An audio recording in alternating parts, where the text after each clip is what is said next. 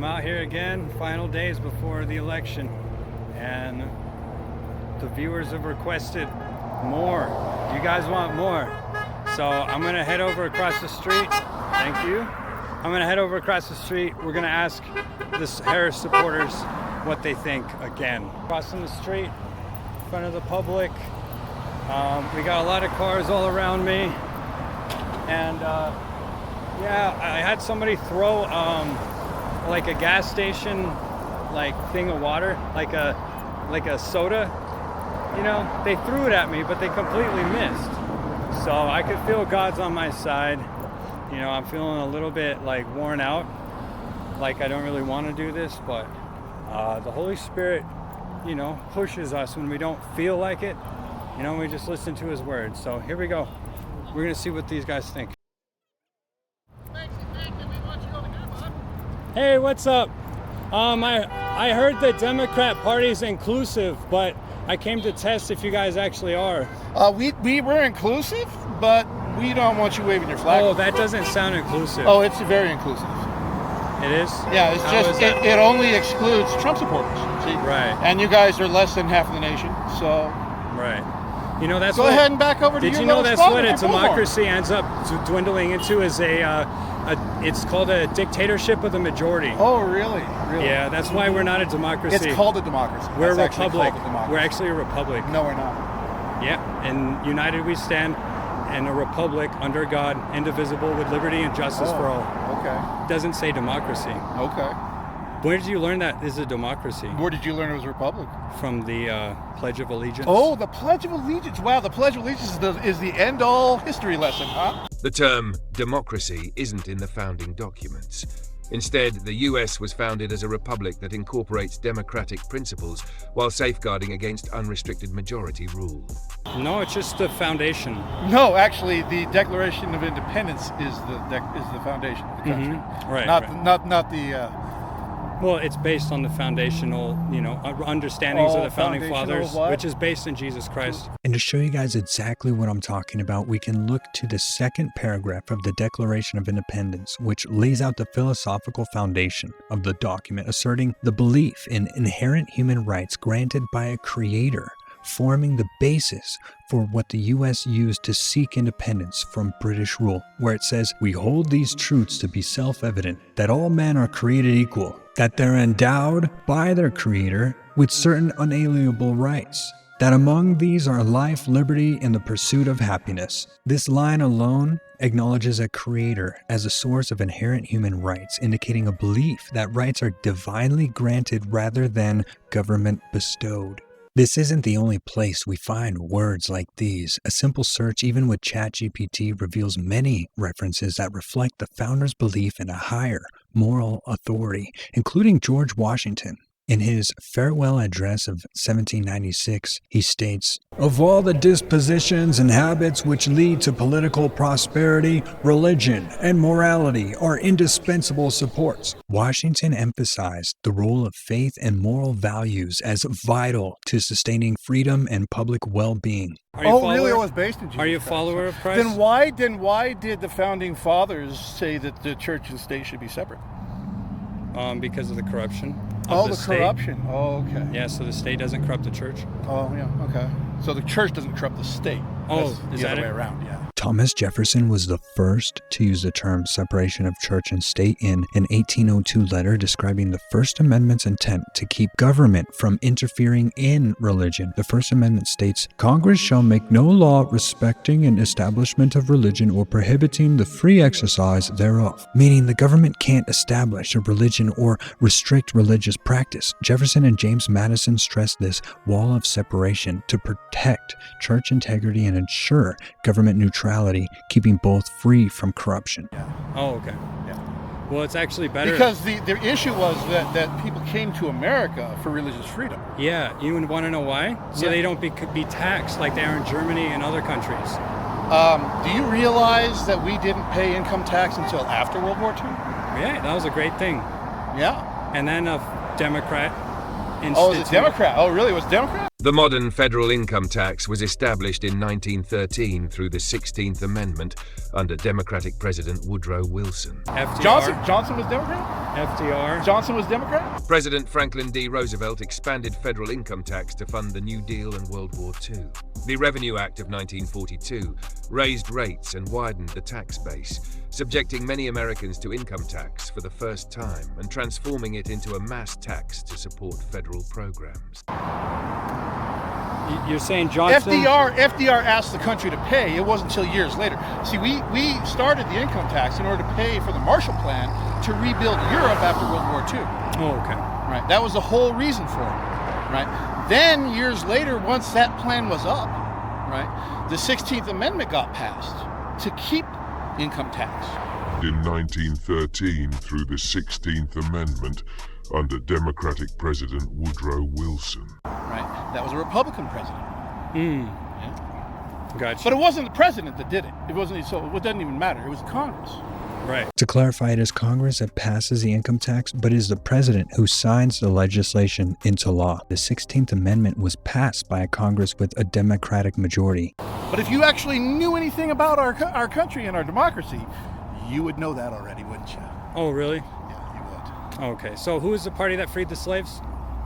See, that would be what is now known as the Democratic Party. No. Yes.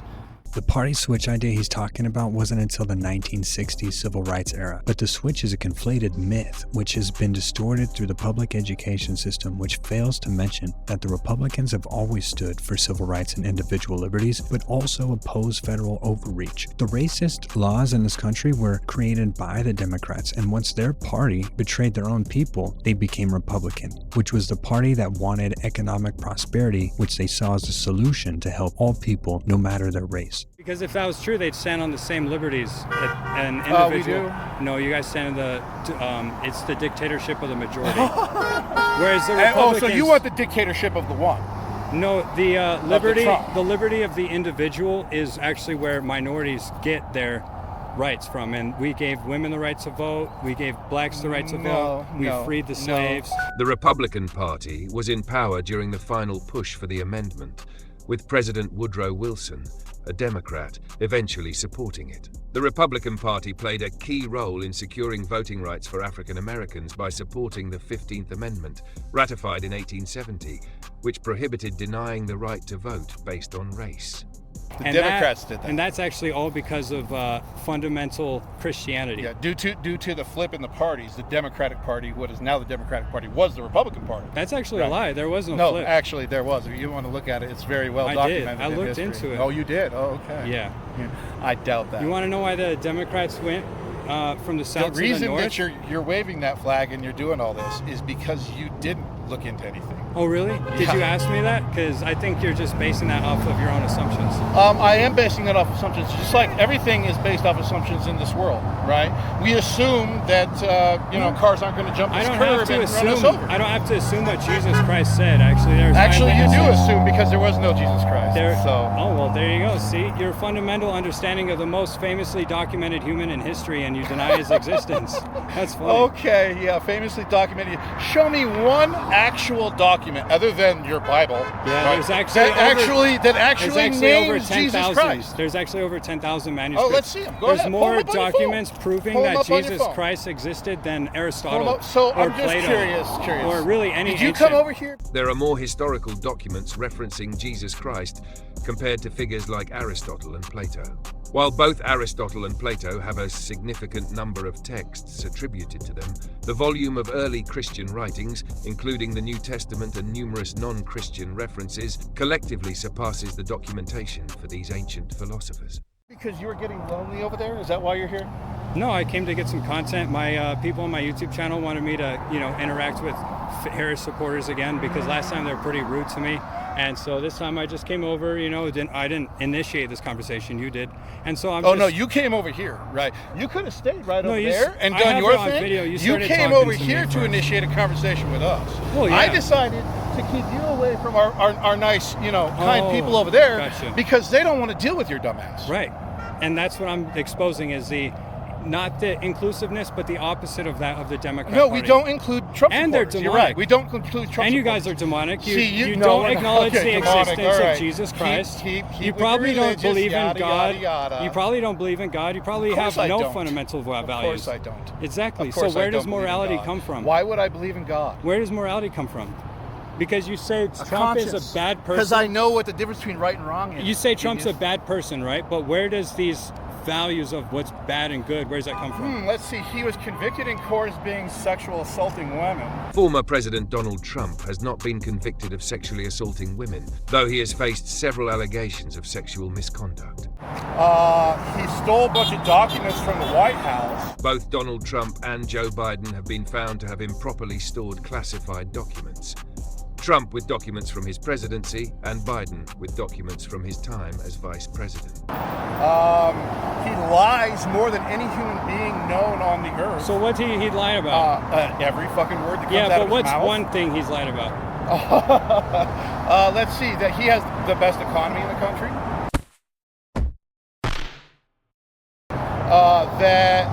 That Harris was supporting transgender sex changes in prison. That was his policy. Under President Obama, the Federal Bureau of Prisons, BOP, implemented policies allowing gender-affirming care, including surgeries for inmates. However, in 2018, the Trump administration rolled back these policies, stating that federal prisons were not required to provide such surgeries, adopting a more restrictive approach to transgender inmate care. So that was signed in under him. He signed the piece of paper that said, "Yes, I want transgender people in jail to get sex changes." That was Donald Trump's policy. He lied about that. Okay. That's just a small handful off the top of my head. But really, honestly, if you want to look into it, you could get a list probably about 4 miles long of all the lies that he's told, even just the little ones. Right. So there isn't anything that he said that's true. Well, to combat your first point, there's a lot of economic, there's a lot of economics that you don't understand, obviously. There's a lot of economists who actually say... Economists. Yeah, there you go. Yeah, economists. You might want to learn to speak English. There's a lot of economists. I haven't belittled you except for your own admission of your non-belief, and it is demonic actually to not acknowledge Christ or God. No, it's not. But you don't believe in anything, so how would you know it is or isn't demonic? Then what is demonic? I just don't believe in your Bible's version right, of God. If you don't believe that, then you don't believe in demons. So therefore, right. you don't believe in demonicness. You're right. So therefore, you have no foundation to stand on what is demonic. Yeah, I guess. I mean, it's the same thing as angels and demons and ghosts. But I have a foundation of bullshit. Economics to understand that there are economists out there who have said that the economy was best under President Trump, the best in over 40 years. Who paid those economists to do that? Because first off, I don't remember hearing the stock market hit record highs 14 times in a row under Trump, but it has under Biden. So. Oh, okay. So if you want to base the economy off of something, it's actually more than just the stock market. I didn't say the it's stock a whole market. lot more than just the I never stock said market. the stock market. But we can also look at how he handled COVID and how that exacerbated the inflation and the supply chain issues and all the other problems that we're still feeling today. Yeah, what's crazy about that is he actually did what the Democrats wanted him to do. No, he didn't. Yeah, he did. No, he didn't. That's the crazy thing about it. He didn't do a goddamn thing with Democrats, man. I guarantee you that. If the Democrats had been in charge, he wouldn't have scrapped Obama's fucking pandemic plan, and we would have been prepared to deal with it, right? But, you just keep believing whatever he says, because he's just such a great guy. Okay, well, it's interesting because what we seen during the pandemic was a bunch of forced vaccinations. Oh, forced vaccination. Oh, and what happened during just, polio? What happened during polio? Not just in America, but what happened during polio? Was that forced vaccinations? Oh. And it was considered one of the greatest fucking medical achievements of all human history. Yeah, so maybe you should probably get into the 21st century and stop living in the 16th. Yeah, well, here's the thing about it. Millions of people didn't get vaccinated and they're just fine. And the people that were vaccinated were never protected from COVID-19. Tell that to all the people that died, jackass.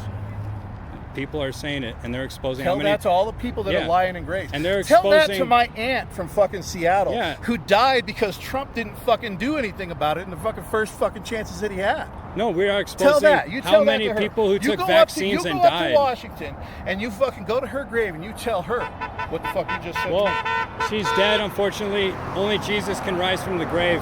But what I can't tell you is how many people have taken vaccines and died. You can against their will. You can keep doing the Jesus talk all you want, dude, all right? That just proves that you are mentally unstable and you can't live in this world without a big brother looking over you. Okay, well, you know what I think is that you have hatred in your heart and you need forgiveness. I've found a hell of a lot more of hatred than you are. See you later. No, you have hatred in your heart and you need forgiveness. Why would I need forgiveness? Because you have hatred in your heart, and that's a sin. No. I have pity in my heart. Maybe I have a little disgust at you people. Here's the thing I don't get, really. Is Donald Trump actually, in several ways, tried to overthrow our country. And you still support him? Yeah, and Let me ask you this. How do you try Let me ask you this. On January 6th, if a bunch of Democrats stormed the Capitol and Trump won the election, right? And a bunch of Democrats stormed the Capitol and stopped them from certifying the election, how would you feel? How would I feel? Yeah. Probably. You would think that we're trying to overthrow the country, right? Similar we're trying to steal the country from you. Probably similar to when we heard Hillary Clinton say that Donald Trump is an illegitimate president. Well, the point is, she wasn't illegitimate. No. Yeah, so now it's okay for one side, It's but actually already the been other proven in a side, court of it's law. election denying. It's been proven in a court of law I see. that he unduly affected the 2016 election. As of now, Donald Trump has not been proven in a court of law to have unduly affected the 2016 election.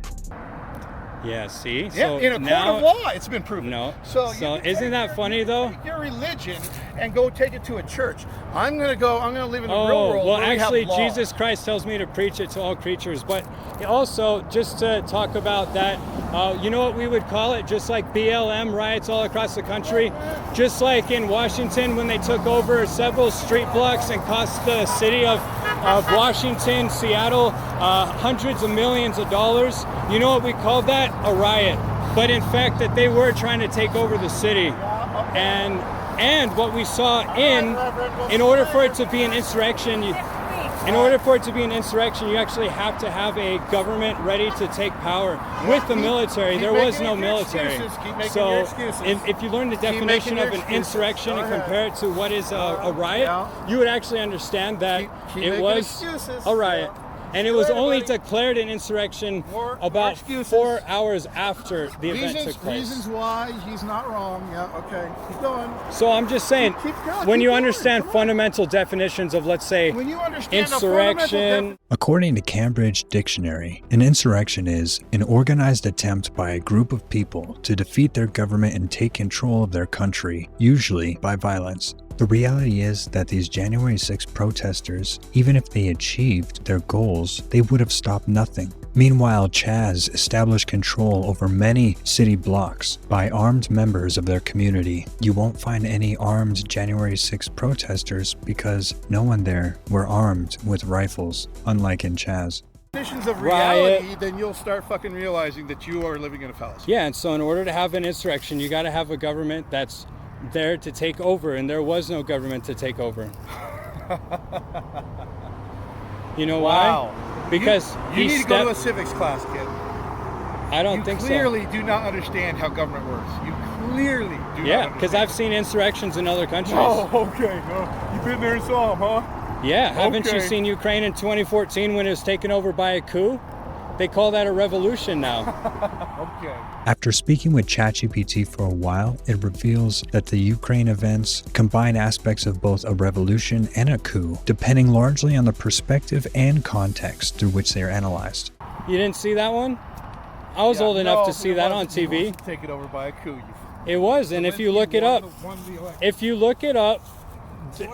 you obviously never looked it up, man. 2014 Ukraine. Yeah, see, this is what happens with the Democrats. We can learn a lot from this conversation that I just had.